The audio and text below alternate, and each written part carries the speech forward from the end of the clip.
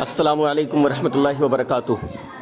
یہ مسجد اہل حدیث ہے جھانڈا میں، جھانڈا ضلع پلول ہریانہ میں، اور میں بہت ہی اہم معلومات آپ کو دینے جا رہا ہوں۔ یہ مسجد جو ہے 150 سال پرانی ہے تقریباً، ٹھیک ہے نا، 150 سال پرانی۔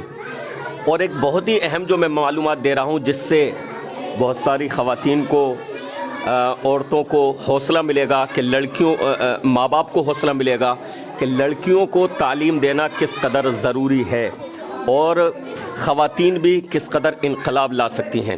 میں آپ کو بتا دوں کہ یہ گاؤں جو ہے جھانڈا ضلع پلول ہریانہ میوات، اس گاؤں میں پورے میں ٹوٹل اہل حدیث ہیں، صرف اور صرف اہل حدیث، کوئی حنفی نہیں ہے، صرف اہل حدیث۔ یہ کہا جاتا ہے نا کہ اہل حدیث تو ایک تو یہ کہا جاتا ہے نئے ہیں، اب دیکھیں یہ تاریخ میں بتا رہا ہوں، یعنی 150 سال پرانی تو یہ مسجد ہو گئی، اور کہا جاتا ہے کم ہے۔ اس گاؤں میں پورے کے پورے صرف اہل حدیث ہیں، اور ایسے کتنے علاقے ہیں جہاں ٹوٹل اہل حدیث ہیں۔ آپ جھارکھنڈ چلے جائیں، وہاں پورا ہے نا، اور اس کے علاوہ آپ جو ہے اور بھی جگہ ہیں، بریلی کے پاس ہے، ٹانڈا ہے، وہاں اس کے پاس ہے، ٹانڈا میں ہے، اور بھی کئی علاقے۔ بہرحال وہ ہمارا موضوع نہیں ہے، میں اس گاؤں کی جو آپ کو تاریخ بتا رہا ہوں، اس میں ٹوٹل اہل حدیث ہیں اور 13 مسجدیں ہیں۔ اس کی تاریخ یہ ہے اس گاؤں کی، یہاں ہریانہ میں ایک جگہ ہے گوہانا، وہاں کی ایک لڑکی تھی اہل حدیث، اس کی شادی یہاں سے ہوئی تھی، گوہانا سے۔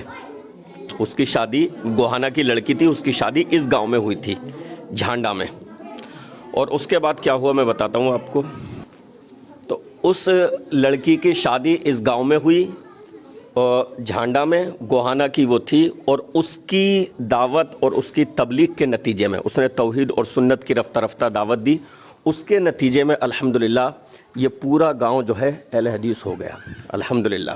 یہ اس کی تاریخ ہے۔ اس سے ایک تو سبق لینا چاہیے خواتین کو، اور ماں باپ کو بھی سبق حاصل کرنا چاہیے کہ بیٹیوں کی تعلیم کس قدر ضروری ہے۔ ایک لڑکی کی دعوت اور تبلیغ کے نتیجے میں پورا گاؤں توحید اور سنت کی طرف آ گیا رفتہ رفتہ۔ اس نے خواتین میں دعوت تبلیغ کا کام کیا، انہوں نے اپنے مردوں میں کیا، اپنے گھر کے افراد میں کیا۔